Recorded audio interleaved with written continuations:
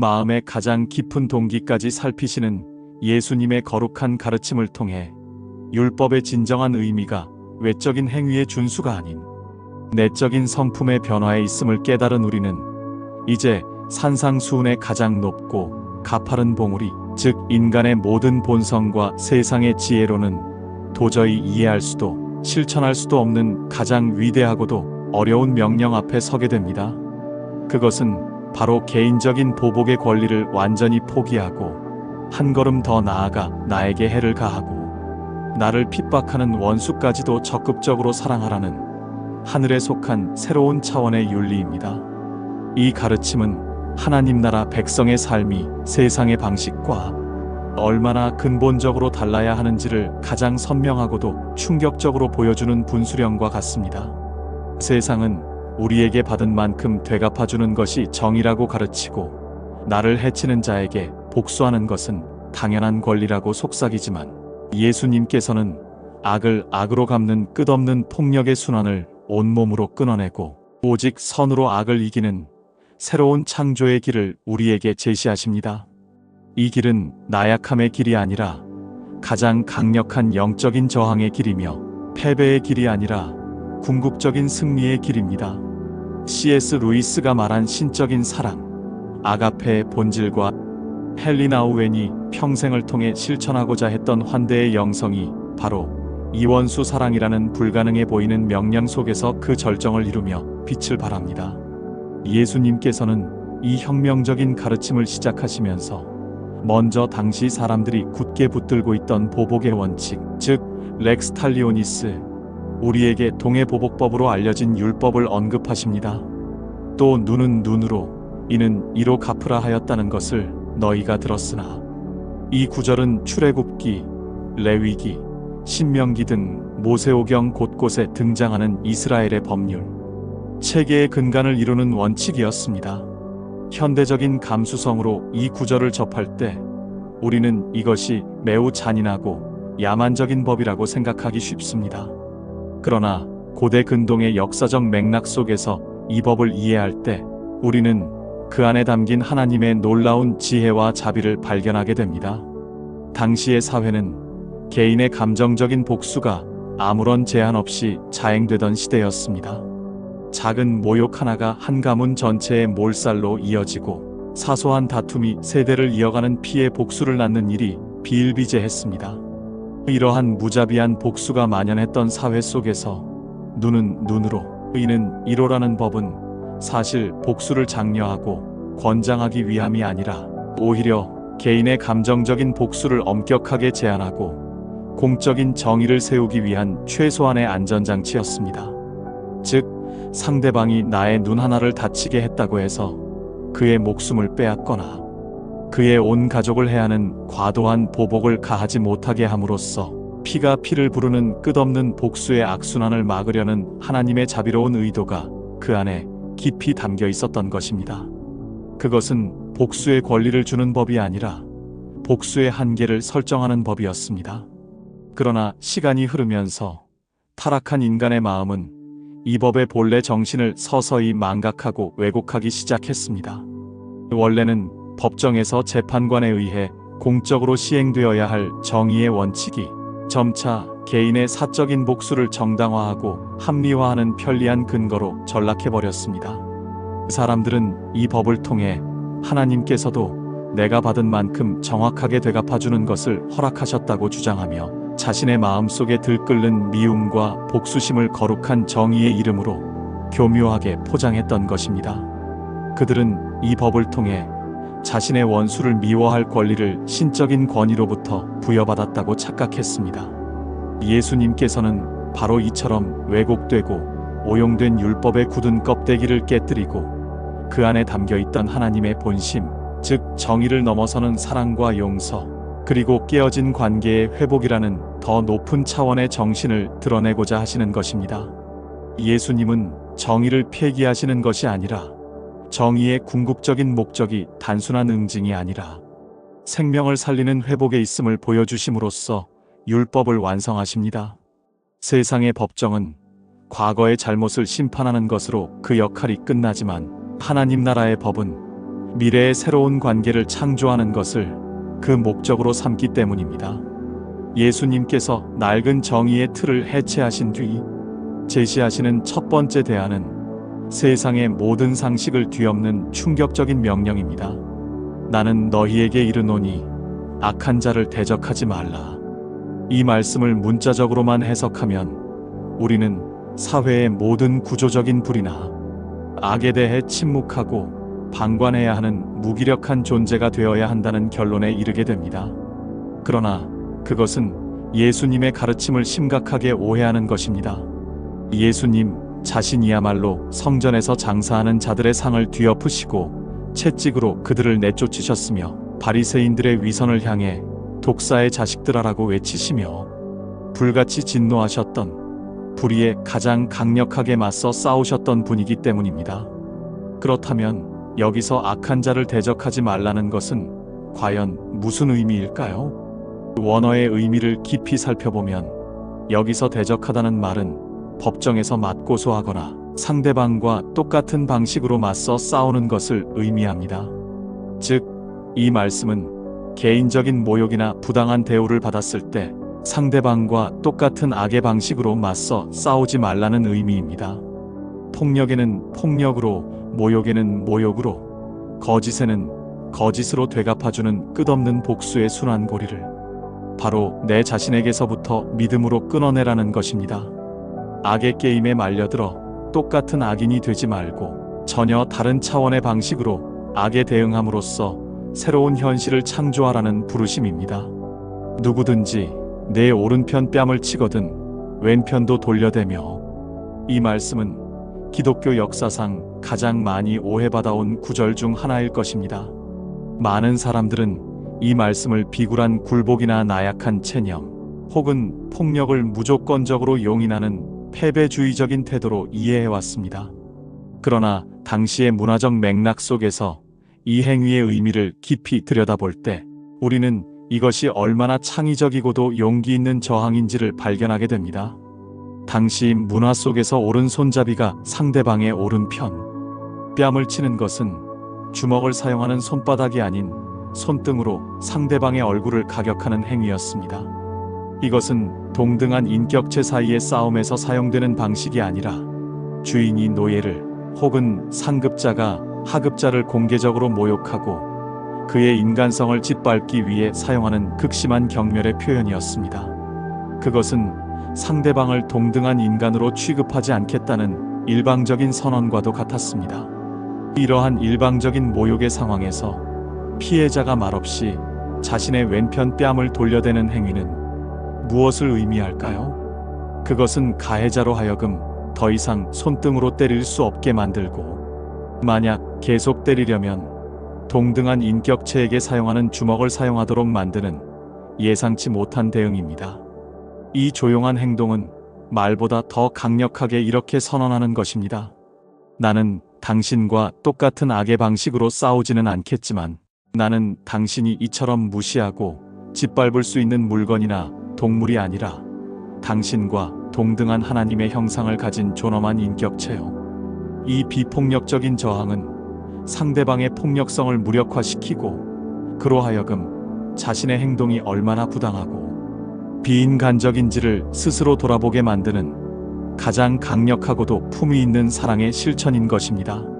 또 너를 고발하여 속옷을 가지고자 하는 자에게 겉옷까지도 가지게 하며. 예수님의 두 번째 예시는 우리를 개인적인 모욕의 차원에서 경제적인 착취의 상황으로 이끕니다. 당시 가난한 사람들은 생계를 위해 자신의 유일한 재산 목록이라 할 수 있는 속옷을 저당 잡히고 돈을 빌리는 경우가 많았습니다.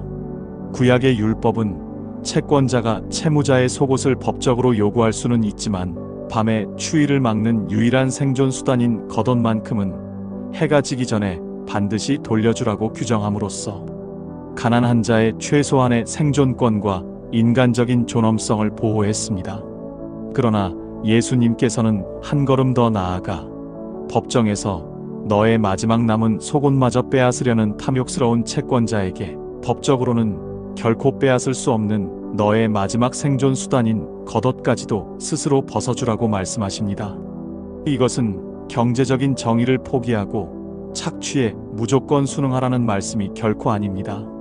오히려 이 충격적인 행동을 통해 당시 사회의 불이한 경제 구조와 한 인간을 벼랑 끝까지 몰고 가는 채권자의 무자비한 탐욕을 모든 사람이 보는 앞에서 폭로하는 행위입니다.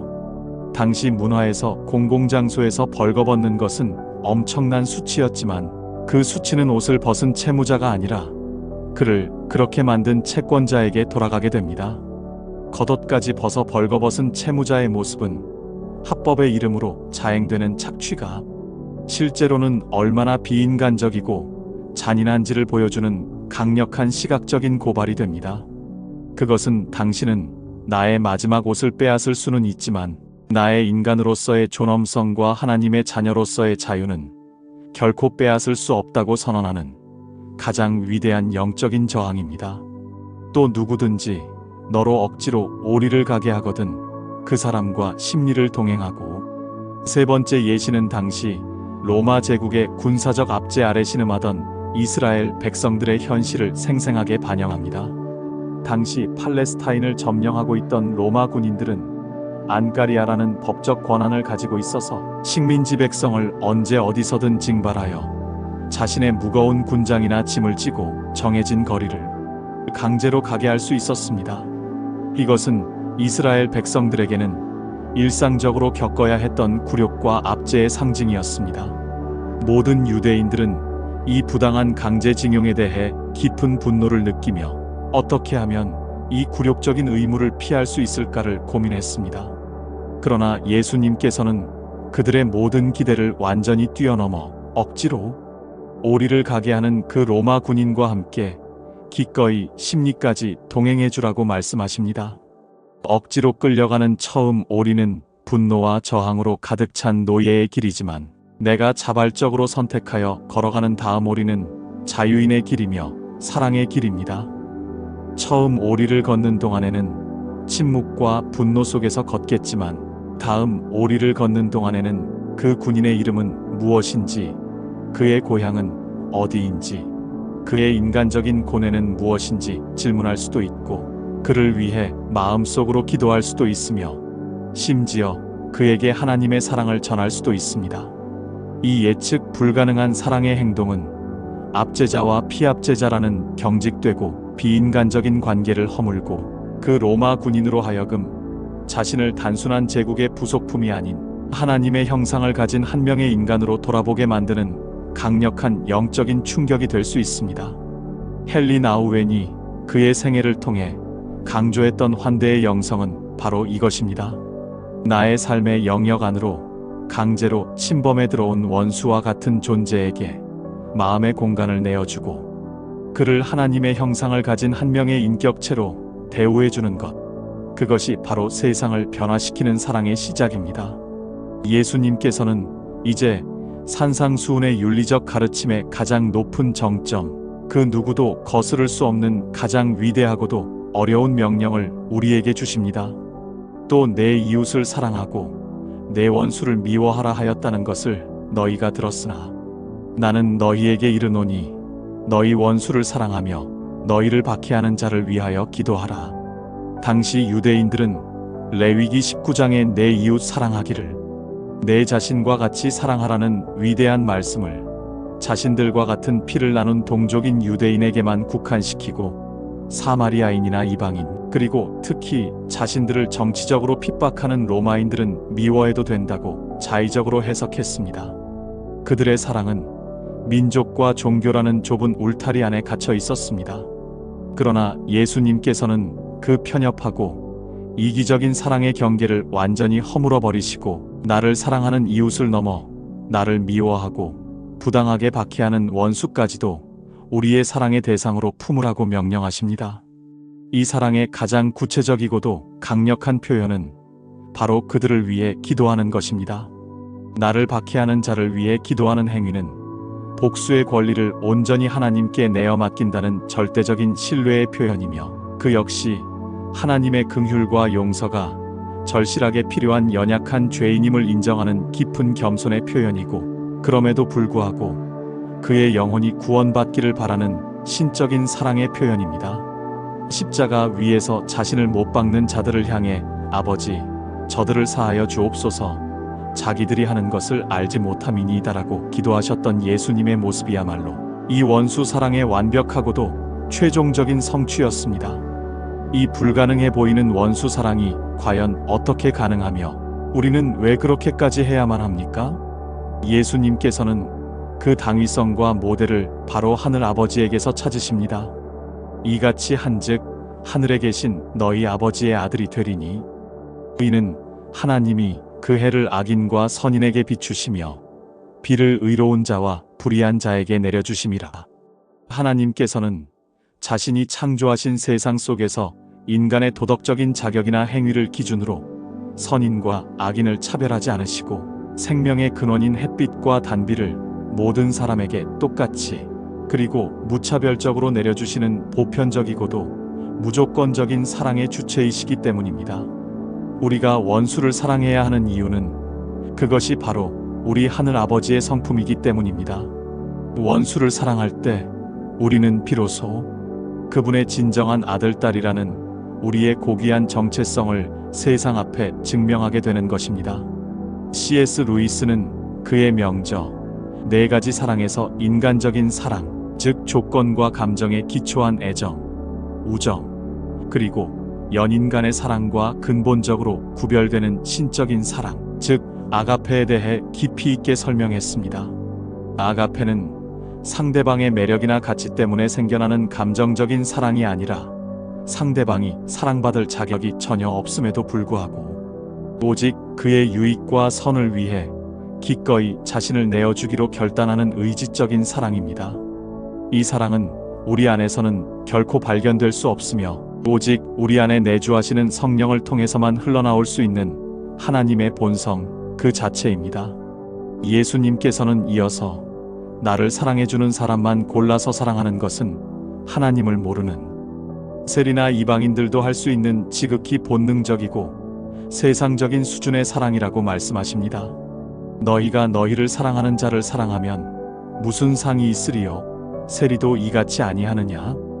하나님 나라 백성의 사랑은 그 수준을 훨씬 뛰어넘어 나를 미워하는 원수에게까지 확장되는 차별 없는 사랑이어야만 합니다. 그리고 주님께서는 이 모든 가르침을 하늘에 계신 너희 아버지의 온전하심과 같이 너희도 온전하라는 인간의 모든 가능성을 초월하는 위대한 명령으로 마무리하십니다.